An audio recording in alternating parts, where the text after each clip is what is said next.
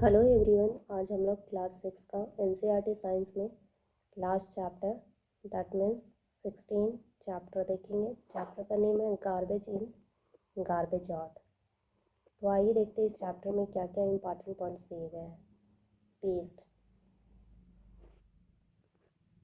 Waste a material that has no longer any value to the person who is responsible for it. Waste material क्या है? तो वैसा material जो हमारे लिए उसकी कोई आवश्यकता नहीं है, उसकी कोई वैल्यू नहीं है, तो उसको क्या बोलते हैं? वेस्ट बोलते हैं। Source of waste: domestic waste, garbage, rubbish, excreta, ashes, sludge are domestic waste. Second है industrial waste produced by industries. The common industrial wastes are smoke, plastic objects, glass, fly ash etcetera. Domestic waste में क्या आता है? जो हमारे घरेलू अनावश्यक वस्तुएं हैं या फिर कचड़े हैं, उसको डोमेस्टिक वेस्ट बोलते हैं। और फिर इंडस्ट्रियल वेस्ट में आपका जो इंडस्ट्री कल कारखानों से जो वेस्ट निकलता है उसको इंडस्ट्रियल वेस्ट बोलते हैं। Agriculture waste: common agriculture waste are rice husk, dried stems and straw, wheats and cattle waste. तो एग्रीकल्चर वेस्ट में जो हम लोग एग्रीकल्चर खेती बाड़ी करते हैं तो उसमें जो भी वेस्ट प्रोडक्ट निकलता है, जैसे भूसा हो गया, उसका मान लीजिए कि धान है तो धान का जो छिलका है, उसका पुआल है, ये सब आपका एग्रीकल्चर वेस्ट में आता है। फोर्थ है commercial waste regenerated from commercial establishment such as soap, malls, stores, restaurant, hotels, motels, printing press, auto repair shops, medical facilities। तो कॉमर्शियल वेस्ट जब हम लोग कोई भी व्यावसायिक रूप से बिजनेस के पर्पज़ से अगर यूज़ करते हैं और आफ्टर यूजिंग कुछ भी चीज़ें वेस्ट हो जाती है, टूट फूट जाती है या फिर ख़राब हो जाती है, तो वो आपका कॉमर्शियल वेस्ट प्रोडक्ट कहलाता है। नेक्स्ट है types of waste: biodegradable waste which can be broken down through the action of microorganism into their simple constituents.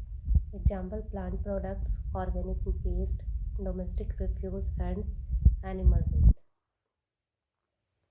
तो बायोडिग्रेडेबल वेस्ट में क्या है? जिसको हम माइक्रो ऑर्गेनिज्म के द्वारा उस वेस्ट प्रोडक्ट को पुनः मिट्टी में मिला सकते हैं, या फिर वो मिट्टी के लिए हार्मफुल नहीं है, उसको हम लोग बायोडिग्रेडेबल माइक्रो ऑर्गेनिज्म के थ्रू वो डिकम्पोज किया जा सकता है, उसको बायोडिग्रेडेबल वेस्ट कहते हैं। Non biodegradable waste which cannot be disintegrated by action of microorganism and remains unaffected from decomposition. Example plastic, glass, metal, scraps, etc. Non biodegradable waste में क्या है? वैसा वेस्ट जिसको माइक्रो ऑर्गेनिज्म के थ्रू उसको decompose नहीं कर सकते, वो डिकम्पोज जल्दी नहीं हो सकता है, वो सालों साल यूँ ऐसे पड़े रहेगा, लेकिन वो जल्दी ख़राब नहीं होगा या फिर ख़त्म नहीं होगा। फॉर एग्जांपल आप प्लास्टिक को देखते हैं कि वो जल्दी डिकम्पोज नहीं होता है, टूटता नहीं है, ख़राब होता नहीं है, पड़े रहेगा बट वो ख़राब नहीं होगा। नेक्स्ट है plastics. Many things are made up of plastics like bags, shoes, bottles, pipes, pen, etc. It cannot be converted into less harmful substances by composting. Plastic क्या है? तो ये प्लास्टिक से बना जो थिंग्स है, मतलब वस्तुएं हैं, जैसे बैग, शू, बोतल, पैप, पेन एक्सेट्रा, ये जो है हमारे एनवायरनमेंट के लिए हार्मफुल है और ये डिकम्पोज नहीं हो सकता है। नेक्स्ट देखते हैं, next point, effect of plastic. Burning emits poisonous gases which cause health problems. Foods thrown foods thrown in plastic bags are eaten by straw animals, which can lead to death. Carelessly thrown plastic bags chok sewer system. Food stored in bad quality plastics can be harmful. तो effect of plastic, plastic का effect क्या क्या हमारे लिए क्या क्या प्रभाव डालता है हमारे हेल्थ में वो दिया गया है। तो जब इसको हम लोग जलाते हैं तो जलने पे पॉइजनस जहरीली गैसेस प्रोड्यूस करता है जो हमारे हेल्थ के लिए सही नहीं है। फिर आपका जब हम लोग कोई भी फूड प्लास्टिक में डाल करके उसको फेंक देते हैं तो बहुत चांसेस होता है कि उसको कोई एनिमल खा ले और फिर उनका हेल्थ ख़राब हो सकता है। फिर हम लोग बहुत बार ऐसे करते हैं कि कोई भी प्लास्टिक प्रोडक्ट हम लोग बाहर कहीं फेंक देते हैं या फिर नालियों में चला जाता है तो वो आपका नाली को, ड्रेनेज सिस्टम को ब्लॉक कर सकता है। फिर हम लोग बहुत सारे जो खाने की चीज़ें होती है उसको प्लास्टिक में या फिर शॉपकीपर आपको प्लास्टिक में देते हैं तो बहुत सारे प्लास्टिक जो है वो अच्छे क्वालिटी के नहीं होते हैं। वैसे तो सभी प्लास्टिक अच्छे क्वालिटी के नहीं होते, बट कोई प्लास्टिक पूरे लो कैटेगरी का बना होता है तो उस प्रकार के प्लास्टिक से ज़्यादा हार्मफुल इफ़ेक्ट हमारे शरीर को पड़ सकता है। नेक्स्ट है management of plastics. Do not throw plastic here and there after use. Do not burn plastic bags and other plastic items. Use paper or cloth bags in place of plastic bags. Educate friends and family members about the proper disposal of plastics. Management of plastic, कैसे हम लोग plastic product को manage कर सकते हैं, कम use कर सकते हैं, उसके बारे में बताया गया है। तो प्लास्टिक को इधर उधर नहीं फेंकना चाहिए। फिर आपको प्लास्टिक का बैग या फिर प्लास्टिक के जितने भी मटेरियल है उसको जलाना नहीं। प्लास्टिक की जगह हम लोग को सब्स्टिट्यूशन के रूप में कपड़े वाले बैग या फिर पेपर वाले बैग का यूज़ करना चाहिए। और फिर लास्ट में अपने फैमिली और फ्रेंड को डिस्पोजल, मतलब उसको कैसे हम लोग डिस्पोज करें उसके बारे में अवेयरनेस या फिर एजुकेट करना चाहिए लोगों को। Management and disposal of waste. अब कैसे हम किसी भी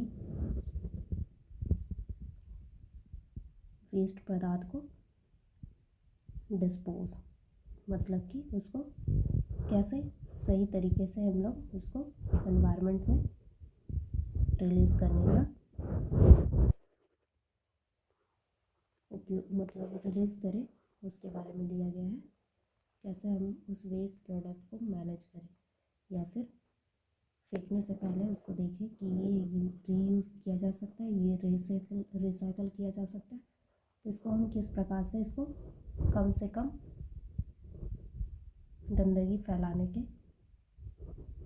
फैलने से रोकने के लिए या फिर हमारे एनवायरनमेंट को खतरा से बचाने के लिए इसको किस प्रकार से हम लोग यूज़ कर सकते हैं या फिर इसको क्या कर सकते हैं उसको देखने के लिए आगे पॉइंट्स दिए गए हैं। 3 R's: reduce, reuse, recycle. It means the reduce waste production, reuse of materials, and recycle and reprocessing of waste materials for making new products. 3 R's का यूज़ करेंगे हम लोग। तो 3 R's का फुल फॉर्म है, first R reduce, second R reuse, third R recycle. तो सबसे पहले हम लोग क्या करेंगे, कम से कम प्लास्टिक प्रोडक्ट का यूज़ करेंगे या फिर कोई भी वेस्ट प्रोडक्ट का लोग जो भी जो हम लोग का नॉन बायोडिग्रेडेबल सब्सटेंस है, प्रोडक्ट है, उसको हम लोग कैसे कम से कम उपयोग करें, इसके बारे में पहले हम लोग सोचेंगे। पहले हम लोग सबसे इसका कम उपयोग करने के बारे में सोचेंगे, फिर उसको अगर उपयोग कर लिए तो उसको फिर से हम लोग रीयूज़, जब तक वो प्रोडक्ट पूरी तरह से ख़राब ना हो जाए तब तक हम लोग उसको रीयूज़ करेंगे। फिर रीयूज़ करने के बाद अगर वो प्रोडक्ट रिसाइकलिंग हो सकता है तो फिर हम लोग उसको रिसाइकलिंग के लिए दे सकते हैं। ठीक है, तो इस प्रकार से हम लोग किसी भी प्रोडक्ट का उपयोग कर सकते हैं। लैंडफिल्स और composting, converting plant and animals waste including that from kitchen into manure is called composting. हम लोग प्लांट और एनिमल को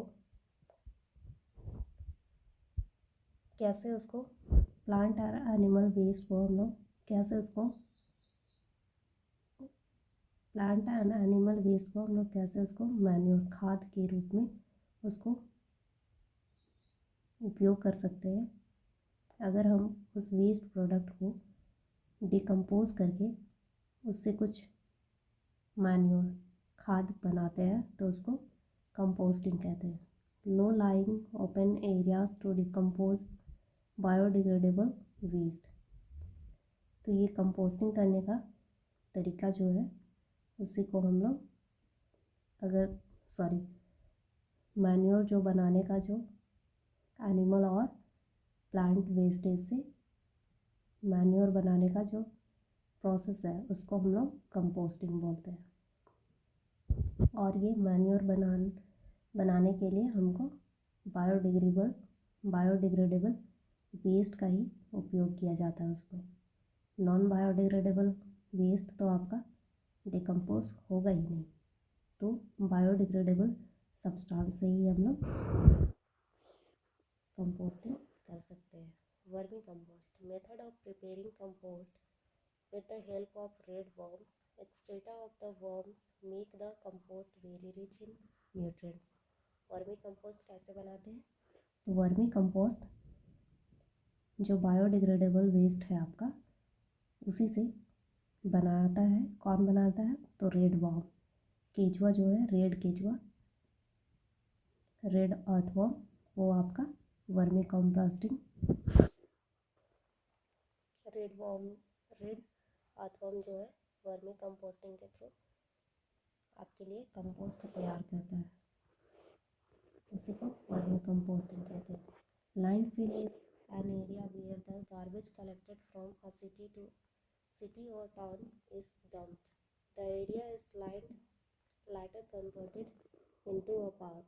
Paper can be recycled to get useful products. Plastics cannot be converted into less harmful substances by the process of composting. We need to generate less waste and find ways of dealing with the increasing amount of garbage in our surroundings. Keywords दिया गया है waste, जो हमारे लिए अब उसकी आवश्यकता नहीं है, वेस्ट हो गया है, वैल्यू नहीं है, उसको वेस्ट बोलते हैं। गार्बेज, आपका वेस्ट एंड गार्बेज सेम है। लैंडफिल, जो हम लोग फिर पुनः उसको कंपोस्ट के रूप में कैसे तैयार कर सकते हैं उसके बारे में है। कंपोस्ट आपका जो प्लांट एंड एनिमल के थ्रू, एनिमल और प्लांट के आपका जो वेस्ट प्रोडक्ट है उससे हम लोग कंपोस्ट बनाते हैं। और किसके हेल्प से? तो रेड अर्थवर्म की हेल्प से। वर्मी कंपोस्टिंग वही है। रिसाइकलिंग, जिसको हम लोग पुनः प्रयोग में ला सकते हैं। समरी में दिया गया है landfill is an area where the garbage collected from a city और town is dumped. The area is later converted into a park. तो लैंडफिल एरिया है, एक पार्टिकुलर एरिया को लैंडफिल एरिया बनाया जाता है जहाँ पे शहर के जितने भी कचड़े होते हैं उसको डंप किया जाता है और फिर कुछ सालों बाद उस एरिया को पार्क में कन्वर्ट कर दिया जाता है। Converting plant and animal waste including that from kitchen into, sorry यहाँ पे कट गया, तो ये कंपोस्टिंग के बारे में दिया गया है कि आप प्लांट एंड एनिमल वेस्ट को कंपोस्टिंग के थ्रू मैन्योर बना सकते हैं। The method of making compost from kitchen garbage using dead worms is collected vermicompost. Paper can be recycled to get useful products.